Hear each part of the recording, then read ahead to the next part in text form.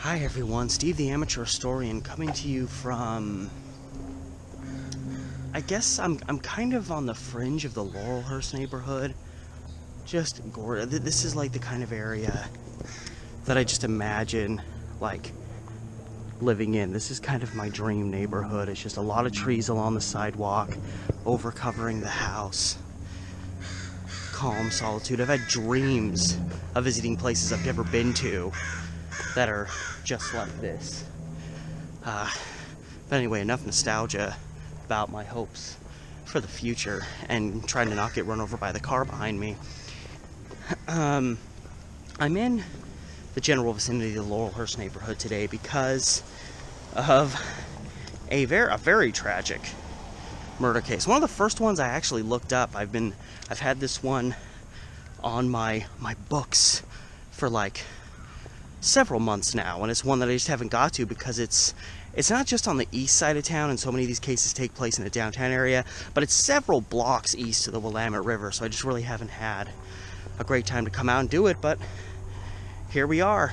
Time eventually presents itself on this new episode of Historic Murders of Portland.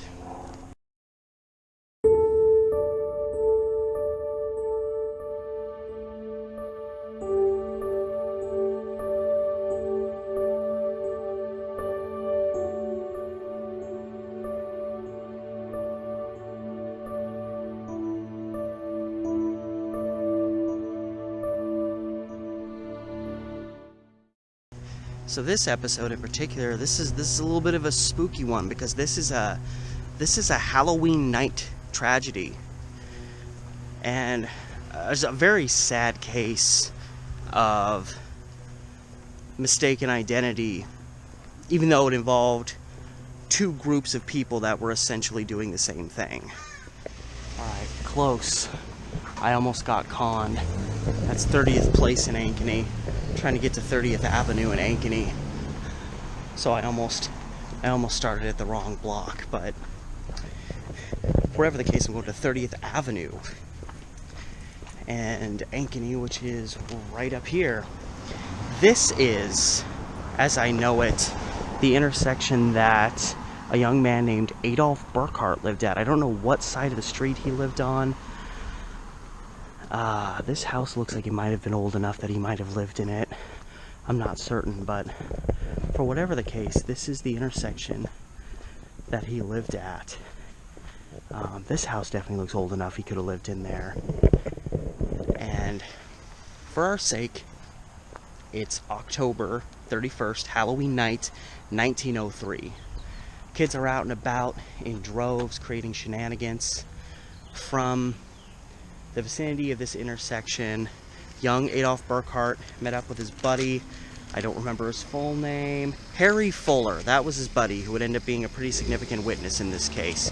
They meet up at Burkhardt's home that was at this intersection, and they go out to trick-or-treat. They go out to have some hijinks together. Be young, be free, be kids. And they brought along, the newspaper says they brought along pistols with them, which I doubt they mean they actually had like revolvers and handguns on them. I'm guessing they were more like, click pistols and maybe pellet guns, something like that. Something that, I mean, it was the turn of the century. Maybe parents were letting their kids do that. Whatever, I don't know.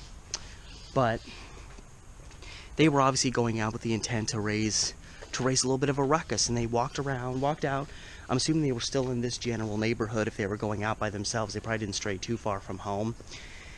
And they had these little pellet guns. They're walking down the streets. I mean, with the exception of the birds, you hear how quiet this neighborhood is, and it was probably even more quiet back then. So imagine there's all these kids running around. They're bouncing, they're yelling, they're all getting candy, they're getting jacked up. A bunch of kids are out shooting, their little pellet guns off and stuff, and these two kids are doing that same thing. What is this? The things you find in Portland. Anyway, so as they're out having a good time, they're shooting off their little pellets.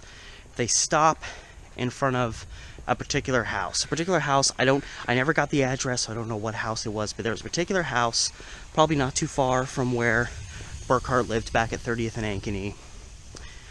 They stop because they have to reload the pellets in their little gun. Again, I'm assuming they're pellet guns. I'm hoping against hope these were just pellet guns and that their parents didn't just let them take guns with full bullets and just let them shoot off chaotically. And as these two boys stopped to reload their pellets, all of a sudden there's a rifle blast. Adolph Burkhardt's chest is blown out by a bullet that hit him from behind. He collapses in front of this house, dead. One of the most horrible endings possible to a Halloween night. A Halloween story that's creepy yet not entertaining in any way, shape, or form. He was just gunned down right in front of that house. But there's a full story to all of this. There's a reason why it happened right there. I'm now walking into Laurelhurst Park, which actually is part over here. Takes up a big area in here. Huge park. I've wanted to vlog here for a while since I've vlogged at so many parks, but we're just east of where this crime took place. So, this crazy guy opening fire from his house, and I never found in any of the newspapers exactly where this house was located, so I don't know for certain where the crime itself happened, but this guy that did this was, as I've gathered through the papers I've read, it's just I get a crazy old man vibe, even though I have no idea how old the guy was, but I just get crazy old man vibes from this guy.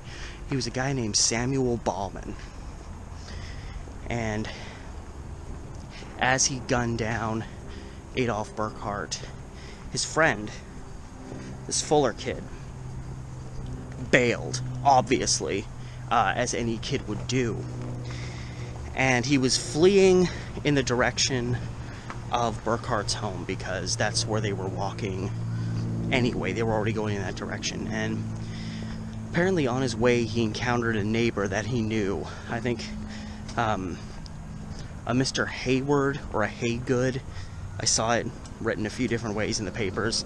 I'll say Haygood told him what had happened. We were just playing around Halloween night and this guy shot, Adolph Burkhardt. So he continues running along. Haywood goes into the belly of the beast, essentially. He goes over to Samuel Ballman's house in the aftermath. I can only assume Adolph Burkhardt is still there, laying on the ground. And, goes up to Ballman, and gets in his face like, "What are you doing?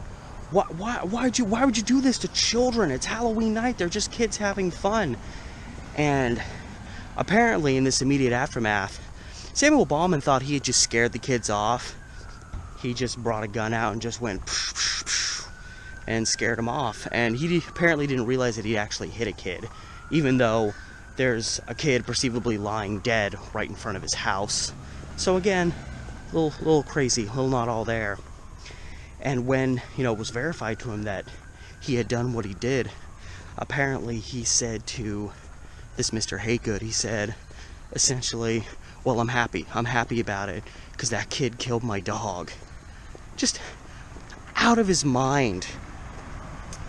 Not only was he not even aware he shot someone, now he's giving a motive for why he did it that isn't even in correlation with what actually instigated him to do the shooting. It wasn't that his dog got killed by someone.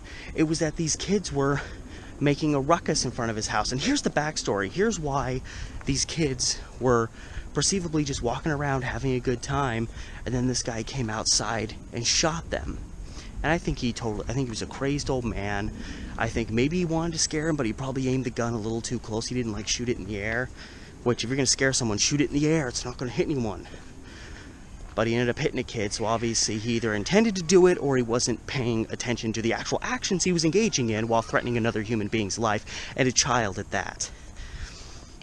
But what happened, what precluded Adolph Burkhardt and his friend, who were out, shooting off little pistols, having some Halloween hijinks that, yeah, was probably annoying the neighbors, but not to the extent that they deserved to get shot. What happened was there were other kids out doing the same thing. And within, it seems, a minute or two of when Bauman came out and shot Adolph Burkhardt. There was other kids that were in the vicinity of, you know, whatever, the street in front. If Samuel Bauman's house is here, the kids are right here, generally speaking. And they were essentially doing the same things. And apparently these kids that got there first were shooting off their little, they say they're pistols. Again, they're probably like pellet guns or something or other. And they were apparently like throwing rocks at people's houses. They were throwing rocks at Samuel Bauman's house. So I understand the guy running outside coming out pissed. I get it. But it seems like he came to his doorstep and tried to run him off. Get the hell off my property, you no goddamn meddling kids. And the kids, mouthy though they were, apparently started threatening him and insulting him right back. And he said, he told these kids apparently he would go get his rifle and defend his property if he had to. So that seems to be what instigated this tragedy, was this other group of kids altogether that just happened to get there right before Adolph Burkhardt and his friends did, and they just happened to be doing the same thing.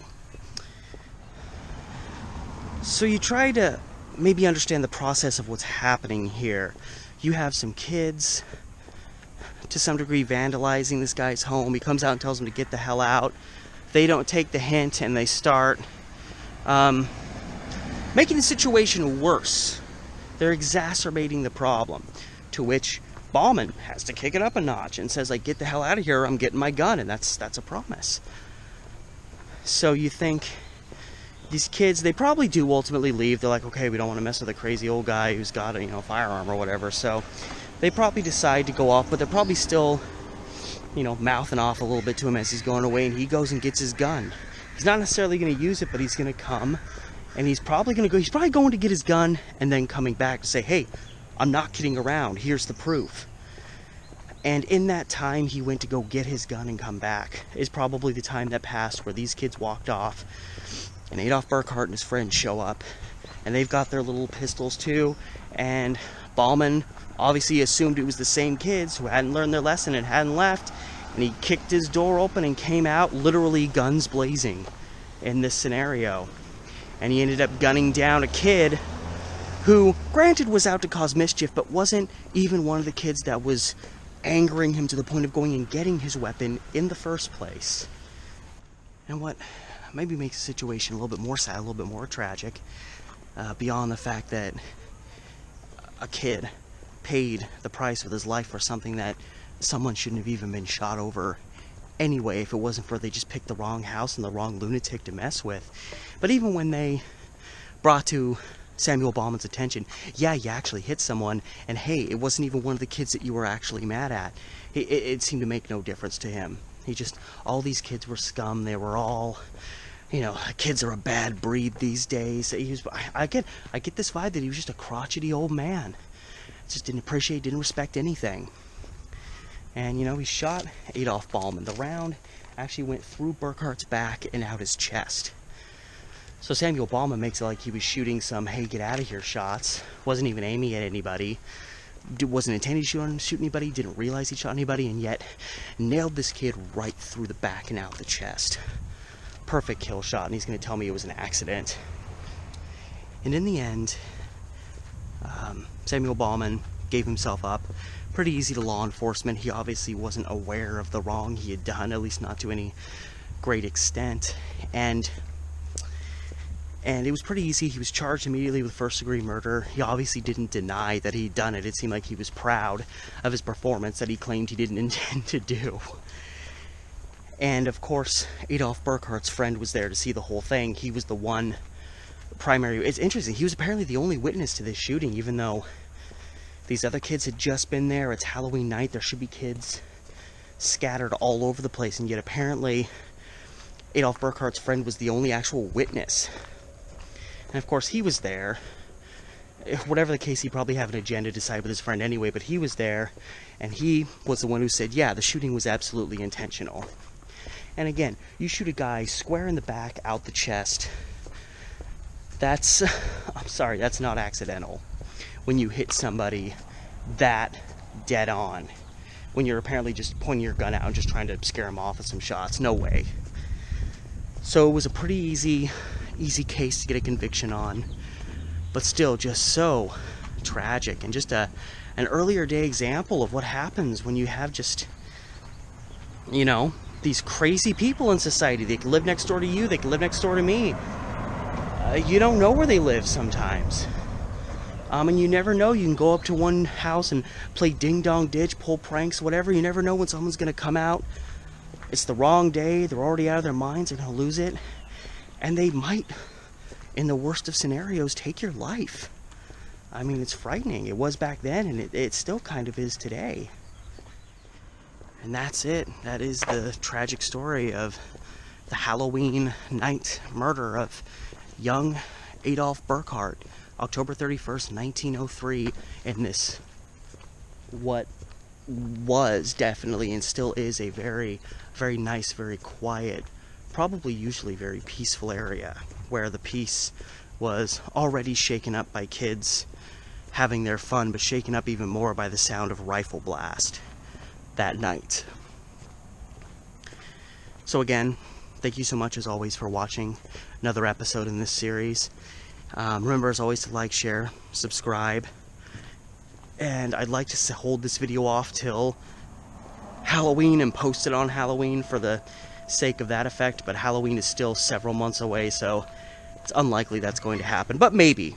I'm making enough episodes in this series that I might be able to hold this one off for a while, so maybe that'll happen, no promises. You'll know, obviously, when I do post it. And all that said, until next time, thank you again for watching another episode of Historic Murders of Portland. Catch you later.